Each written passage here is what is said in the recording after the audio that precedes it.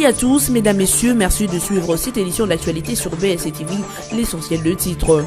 Le vice-président de la CENI, Norbert Basengezi, a reçu une délégation de l'ONG Freedom House venue s'enquérir de l'avancement du processus électoral en RDC. Cette ONG travaille dans les domaines de la formation, la sensibilisation, le droit de l'homme et la justice électorale. Et puis, les fonds de promotion de l'industrie a organisé un atelier avec pour thème promotion de l'entrepreneuriat féminin et de l'accompagnement de femmes entrepreneuses dans le souci de redynamiser les potentiels entrepreneurial féminins de la jeunesse. Le FPI tient en tenir à l'issue de cet atelier de masse critique pour appuyer les initiatives du secteur privé et gouvernemental. Enfin, après l'assassinat de 5 gardes du parc Virunga et un chauffeur tué le 9 avril 2018 au Nord Kivu, la directrice générale de l'UNESCO, Audrey Azoulay, appelle le gouvernement congolais à prendre les mesures juridiques nécessaires pour mettre fin à des attaques de ce genre. John Tema et Touré Amolai de l'ONG Freedom House ont été reçus en audience par les vice-présidents de la CENI, Norbert Basengezi, ce mercredi 11 avril 2018 au siège de la CENI. Respectivement directeur programme Afrique et directeur pays en République démocratique du Congo de l'organisation non gouvernementale Freedom House, John Tema et Touré Amolai ont sollicité cette rencontre avec les vice-présidents de l'organe en charge de la gestion des élections, Norbert Basengezi, afin d'obtenir les informations à la source sur l'état des lieux et l'avancement du processus électoral en République démocratique du Congo.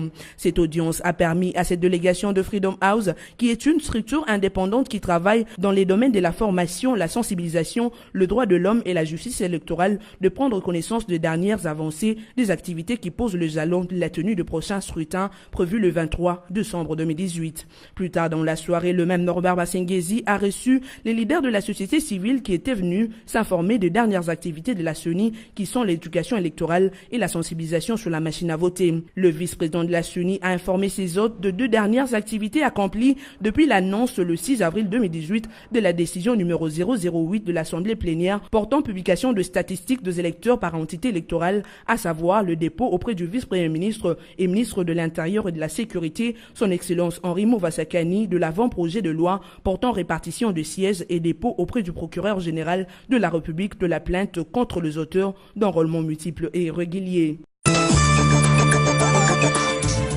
Une fois de plus, les principaux partis de l'opposition dont l'UDPS, l'UNC, le MLC et les plateformes Congo-Nabisso de Freddy Matungulu et Ensemble de Moïse Katumbi ont réitéré leur rejet de la machine à voter. Pas seulement le rejet de la machine à voter, ils exigent également une expertise externe pour valider les fichiers électoraux. Dans une déclaration co-signée par ce parti de l'opposition, ils contestent le chiffre publié par la centrale électorale sur le fichier rendu public après son nettoyage et exigent 2 mesures collectives afin de garantir la crédibilité des résultats des prochaines élections.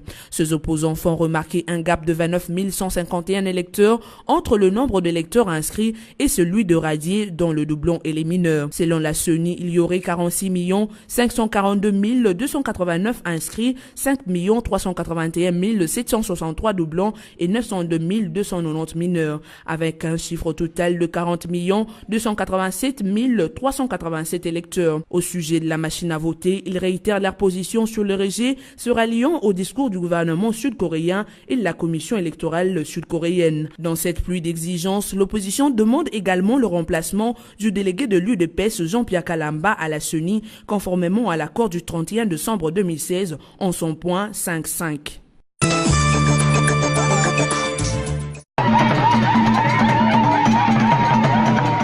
Des cris de joie et des danses traditionnelles étaient au rendez-vous lors de la rencontre entre André Pungwe Songwe et sa base dans la province du Tanganyika. L'un des cadres actifs du Parti du Peuple pour la Reconstruction et la Démocratie PPRD, André Pungwe était porteur d'un message de paix dans cette partie du pays.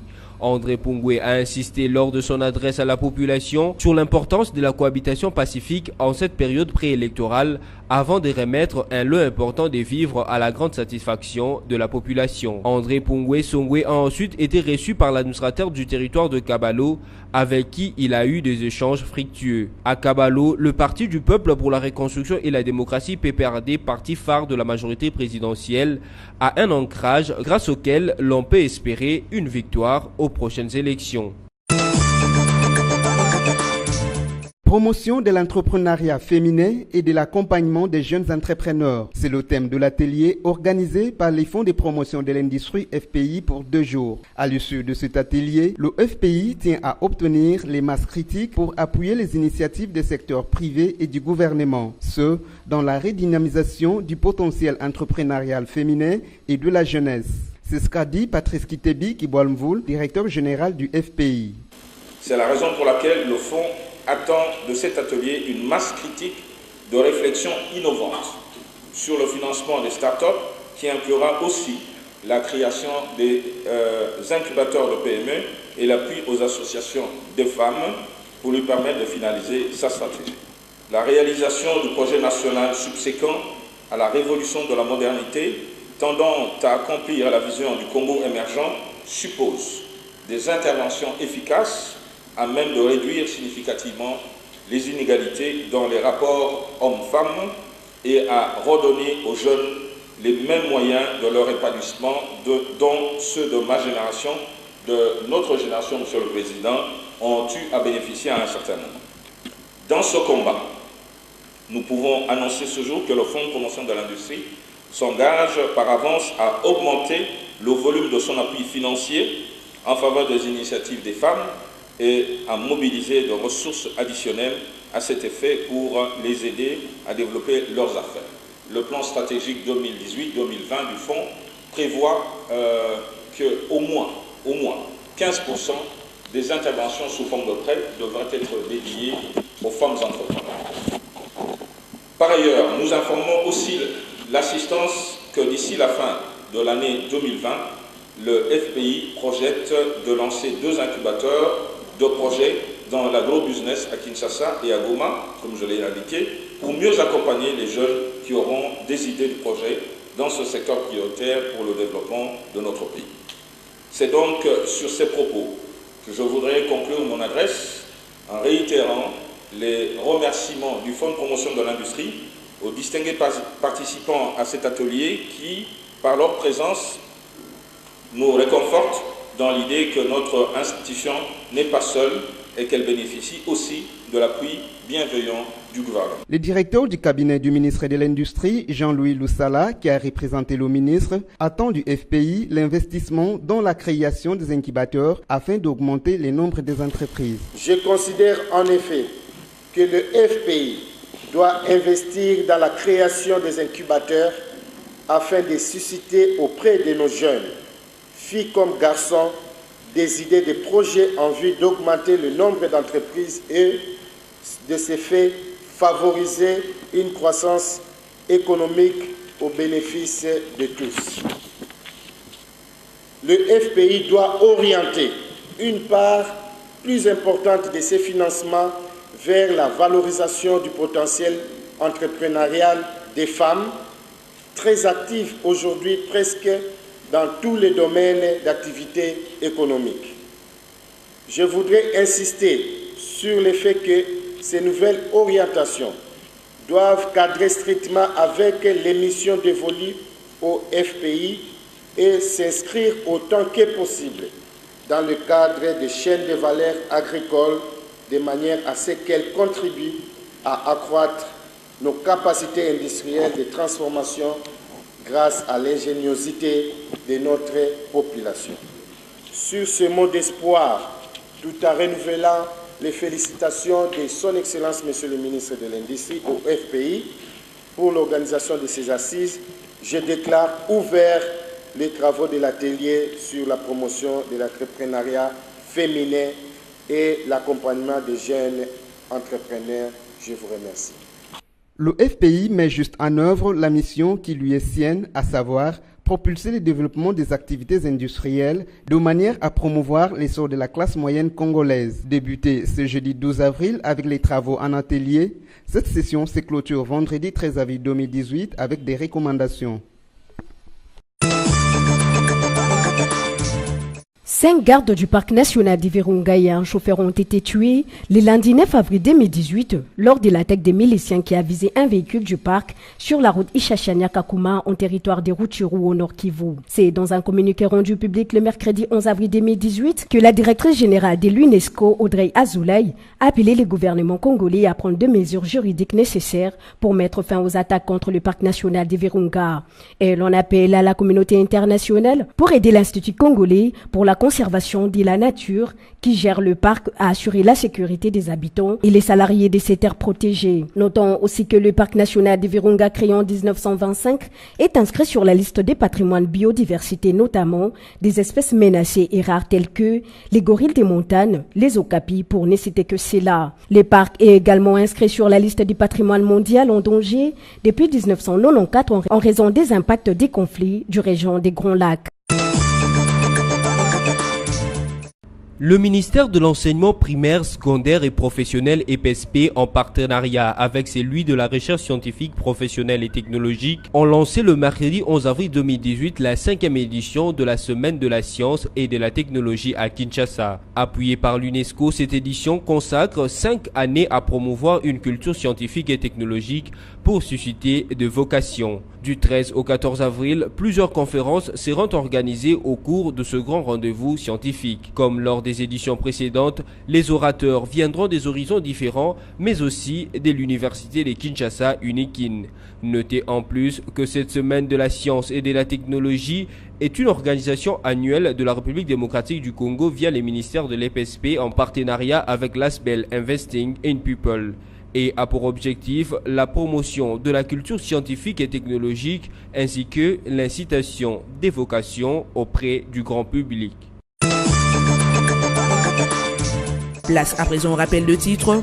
Le vice-président de la CENI, Norbert Basengezi, a reçu une délégation de l'ONG Freedom House venue s'enquérir de l'avancement du processus électoral en RDC. Cette ONG travaille dans les domaines de la formation, la sensibilisation, le droit de l'homme et la justice électorale. Et puis, le Fonds de promotion de l'industrie a organisé un atelier avec pour thème promotion de l'entrepreneuriat féminin et de l'accompagnement de femmes entrepreneuses dans le souci de redynamiser les potentiels entrepreneurial féminins de la jeunesse. Le FBI tient à obtenir à l'issue de cet atelier de masse critique pour appuyer les initiatives du secteur privé et gouvernemental.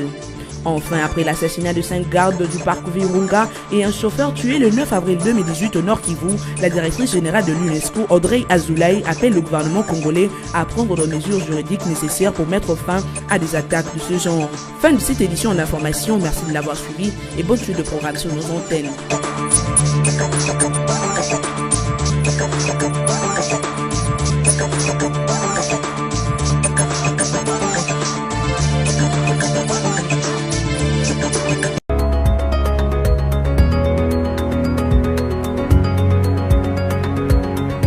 Heureux de vous retrouver pour cette revue de presse, mesdames, messieurs, bienvenue.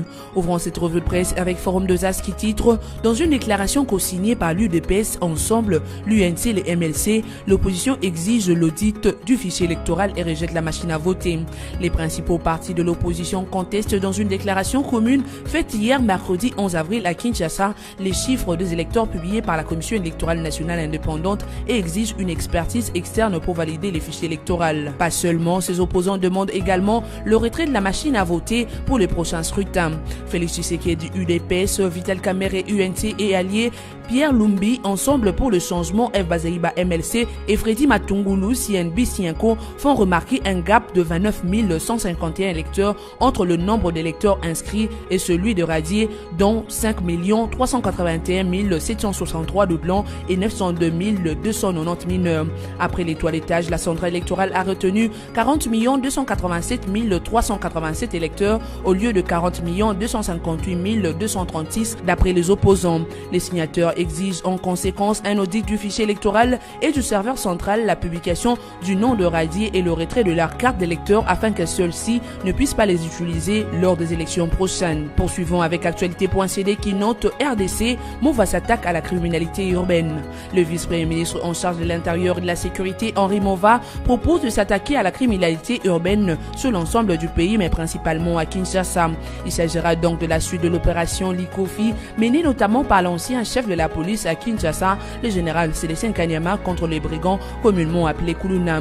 Le ministre de l'Intérieur a présenté mardi 10 avril 2018 le plan national de lutte contre la criminalité à Kinshasa au chef des services de sécurité, dont l'administrateur général de l'Agence nationale de renseignement, Kalev Moutonde. Au moins 60 mesures préventives, dont l'augmentation de policiers dans le sous-commissariat, ont été adoptées à l'issue de cette réunion, a indiqué le gouverneur de Kinshasa, André Kimbuta, qui a participé à cette rencontre. Bouclant cette revue de presse avec le site du groupe BSC Congo Virtuel qui écrit « Le rendez-vous de Moïse Katumbi avec le droit. Trêve de débat politique et politicien, place à présent au droit. Puisqu'il se dit éligible à la candidature pour la présidentielle, Moïse Katumbi va devoir franchir 2 caps s'il ne veut pas régulariser sa situation avant de répondre aux exigences des articles 103 et 104 de la Constitution qui lui exigent de produire notamment un certificat de nationalité et un extrait de casier judiciaire en cours de validité. Tout ce que seul un Congolais qui n'est pas repris de justice peut produire. Sont désemparés malgré la grosse hypothèque qui pèse sur ses ambitions politiques avec sa nationalité italienne. Moïse Katumbi Tchapoué continue de tisser sa toile et aménager sa monture pour le rendez-vous de la présidentielle de 2018. Il ne reste pas moins qu'après les passes d'armes politiciens par les médias interposés, Katumbi et le sien qui ont vidé leur sac de dénégation quant à sa part de nationalité congolaise qui le disqualifie de toute ambition politique en RDC. Il ne reste donc pas moins que l'hypothèque à ce jour reste entière. En effet, la question sur la nationalité et les dossiers judiciaires de Katumbi n'ont à ce jour connu de traitement que de débats politico-médiatiques, avec ce détail qu'il a eu pour première conséquence d'éveiller l'attention du procureur général de la République qui a d'ores et déjà ouvert une information judiciaire sur les dossiers des nationalités de Katumbi au regard des dispositions de la Constitution et de la loi sur la nationalité. Au fait, l'enjeu de la question se joue à présent entre les PGR et les concernés Moïse Katumbi. Aujourd'hui, c'est l'organe de la loi qui a pris l'initiative de chercher à voir clair dans cette démarche et il reviendra à Katumbi de se justifier sur ce qui lui est reproché. Et ici, il n'aura ni besoin de ce lieutenant d'ensemble ni de militants qui l'adulent. Ceci d'autant plus qu'à ce jour, tous ceux qui continuent à soutenir Katumbi détient la nationalité congolaise, y compris lui-même, n'ose pas aborder l'autre version de la nationalité italienne qu'il avait acquise pour y renoncer 17 années plus tard sans recouvrer la congolaise par voie prévue par la loi. Dans tous les cas, Moïse Katumbi est bien obligé de clarifier cette situation avant les dépôts des candidatures. Fin de cette revue de presse, merci de l'avoir suivi et bonne suite de programme sur nos antennes.